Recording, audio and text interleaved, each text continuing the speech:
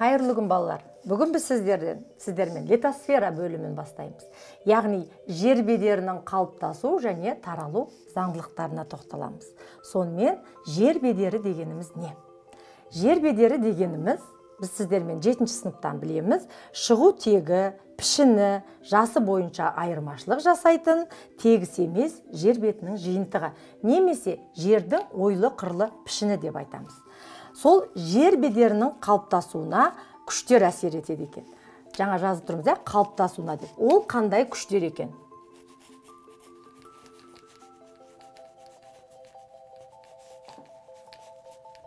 Жер бедерін қалыптастырушы күштер.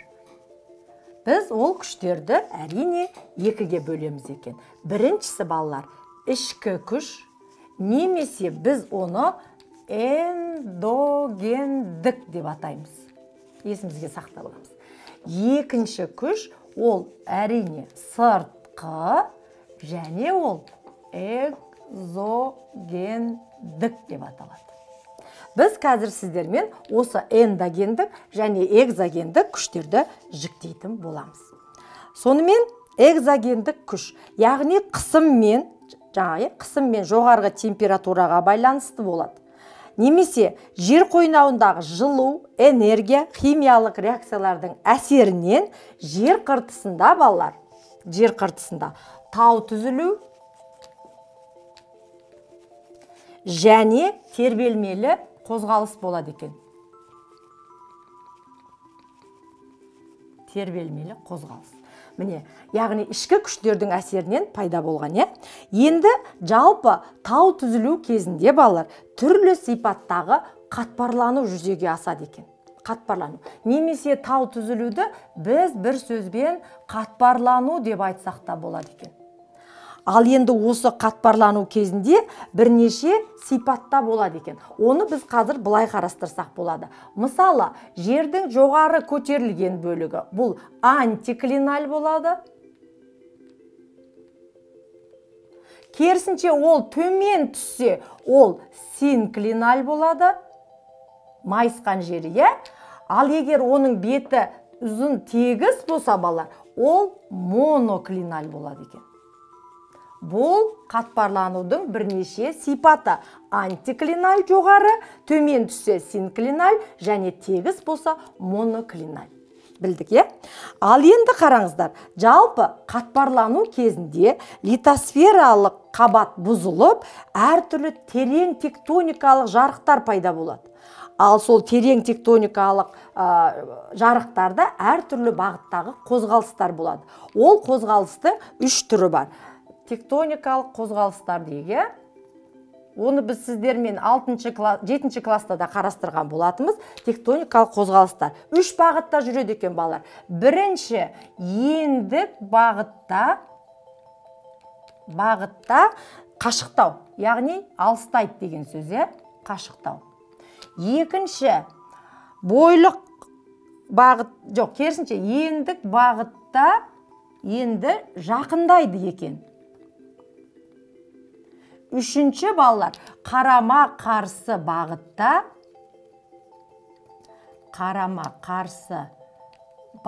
не істейді екен? Қашықтайды екен. Қашықтайды. Яғни алыстайды деген сөз. Бұл жаңағы литосфералық плиталардың қозғалысындағы тектоникалық қозғалыстар, тектоникалық жарықтарда болған, Біз оларды сіздермен спрединг, субдукция деп қарастырған болатынбыз 7-ші сыныпта. Мынау енді, яғни осындай 3 бағытта қозғалады екен. Ал енді тербелмелі қозғалыс туралы айтатын болсақ, балалар, бұл жаңағы белгілі бір аймақтың жер қыртысының бір бөлігінің төмен түсіп, бір бөлігінің жоғары қозғалу екен. Бірақ балалар, тербелмелі қозғалыс ол қайтымды процеске жатады екен. Жалпы ішкі күштер бұл өзгертуші. Нені? Материктік және мұхиттық жер қыртысын, табанын, Біз сіздермен материктік жер қыртысында платформа және геосинклиналь деген терминді айтқанбыз. Яғни тұрақты бөлігі платформа, қозғалмалы бөлігі геосинклиналь.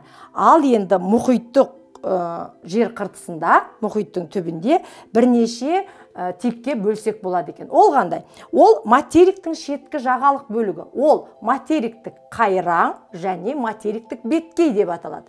Екіншіден, өтпелі зона, яғни ол жаңағы шеткі теңіз, қазаншұңқыр немесе аралдар доғасы жатуы мүмкін. Үшіншіден, суасты орта жотасы, яғни мұхит түбіндегі ірі жоталарды айтуға болады.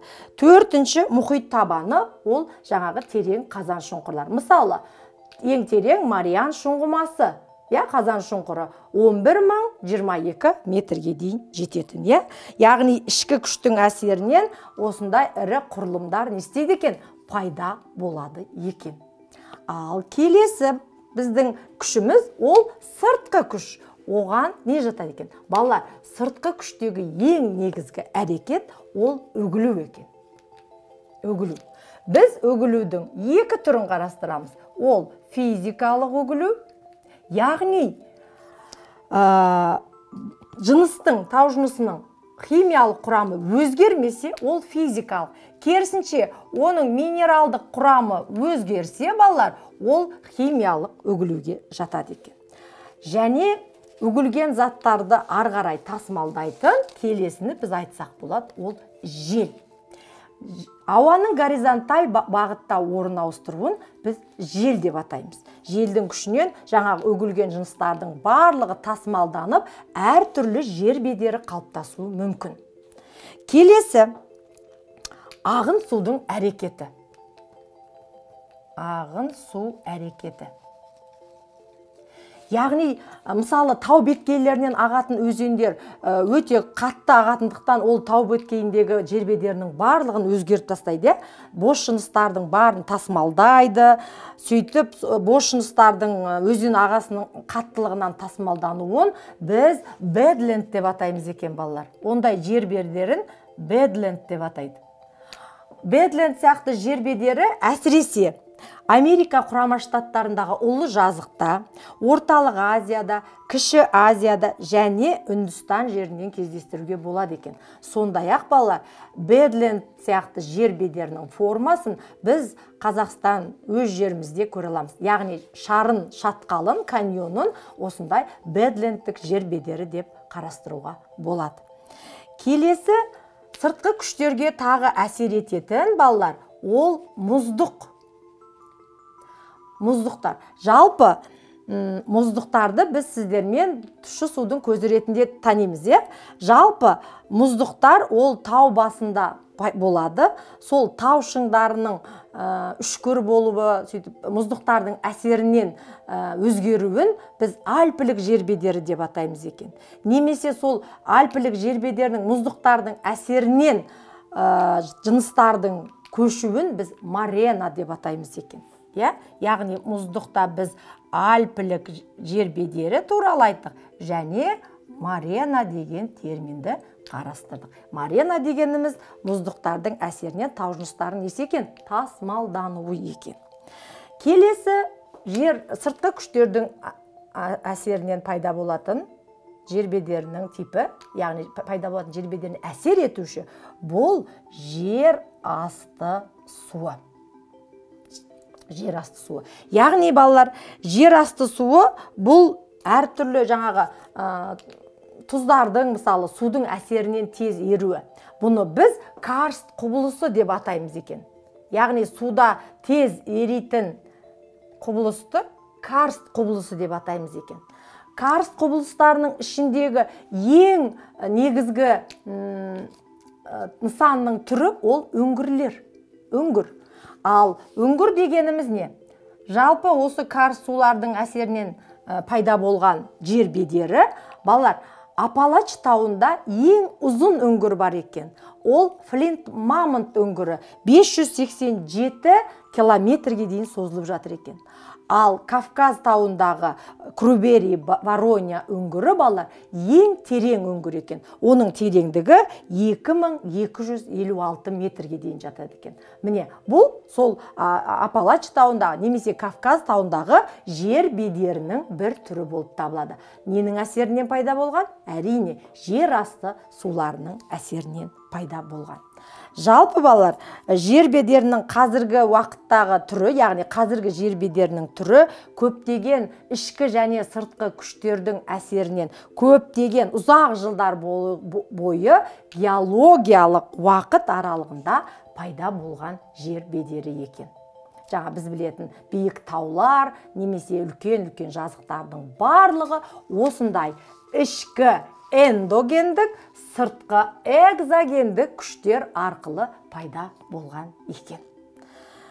Сонымен сабақ түсінікті деп ойлаймын. Жалпы жер бедерінің қалыптасуына әсер ететін күштер және материктік және мұхиттық жер бедерінің ерекшелігін қарастырып өттік.